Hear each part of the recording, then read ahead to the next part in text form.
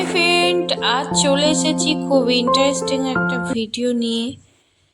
একদমই মাটি ছাড়া আমি গাছ লাগানো দেখাবো। তো বন্ধুরা, একদম স্কিপ করবেন না, সম্পূর্ণ দেখুন। আর দেরি না করে চলুন ভিডিওটা শুরু করি এই সুন্দর সুন্দর ফুলগুলো দিয়ে।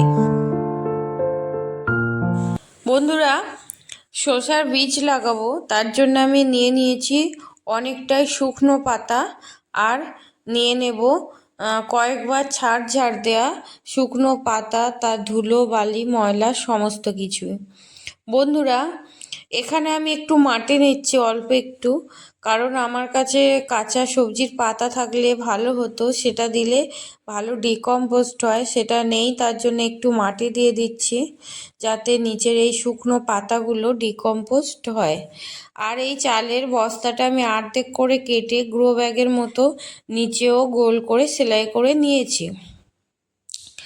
বন্ধুরা, পুরো অর্ধেক এই যে গ্রো ব্যাগটা দেখছেন পুরোটাই আমি শুকনো পাতা দিয়ে ভরেছি। আর এই যে সিমের বীজগুলো লাগবে না, তার জন্য এগুলো বেছে ফেলে দিলাম, কারণ শসা গাছ লাগাবো, এখানে সিমের বীজ রাখবো না। বন্ধুরা, এই শুকনো পাতাগুলো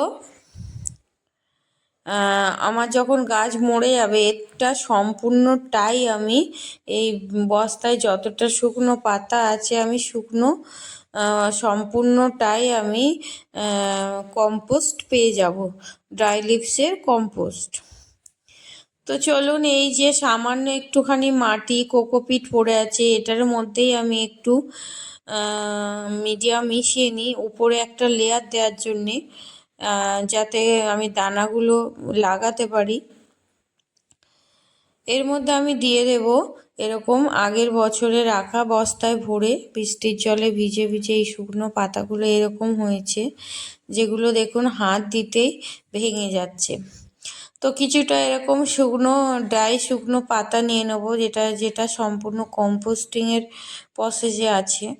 আর এটা হচ্ছে নারকেল নারকেল কাটার পরে যে শক্ত শক্ত চোপা থাকে, এটা আমি বস্তায় ভরে পুরো ভরসা 1 বছর বললে হয়, বস্তায় ভরেই পড়েছিল জলের মধ্যে। তো এখন এরকমই সুন্দর একটা কোকোপিটের মতো যে হয়, সেটা হয়ে গেছে।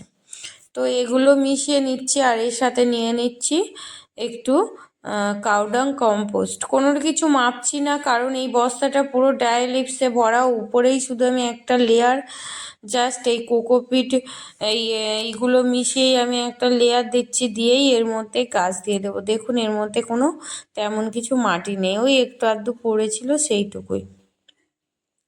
তো বন্ধুরা, কি ইন্টারেস্টিং ব্যাপার দেখুন, যে একদমই মাটি ছাড়া আমি যে গাছগুলো লাগাচ্ছি, আমি আপডেটও কয়েকটা ভিডিও দিয়েছি বন্ধুরা, তার রেজাল্ট কিন্তু দুর্দান্ত।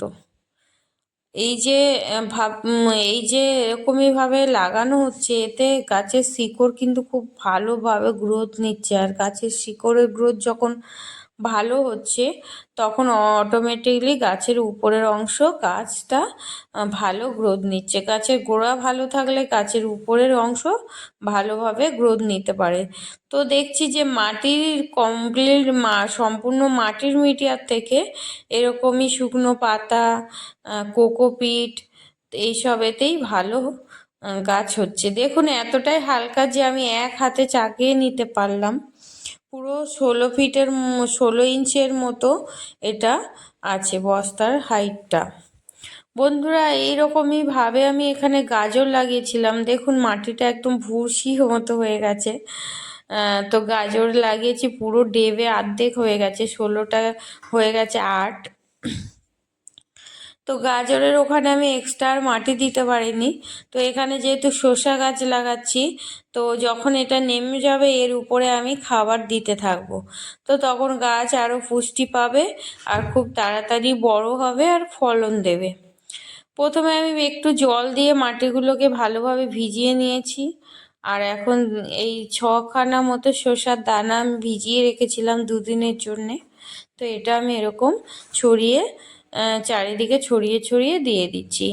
আমি গাছের দানাগুলোকে, বীজগুলোকে কোনো মানে মাথা গিঁতে দেওয়া এরকম করি না, উপরে উপরে রেখে দিই, কারণ আমি ওটা বুঝতে পারি না কোনটা মাথা আর এটার গোড়া কোনটা।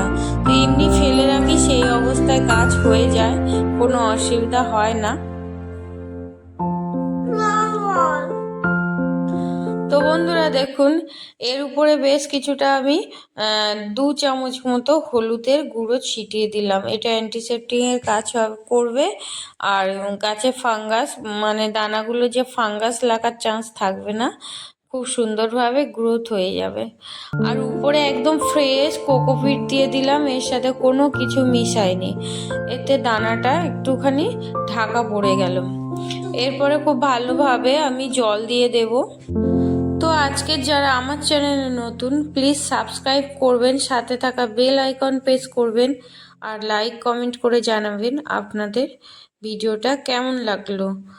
আপনাদের একটা কমেন্ট আমার ভিডিও করার আনন্দটাকে অনেকটাই বাড়িয়ে দেয়। তো বন্ধুরা, নমস্কার।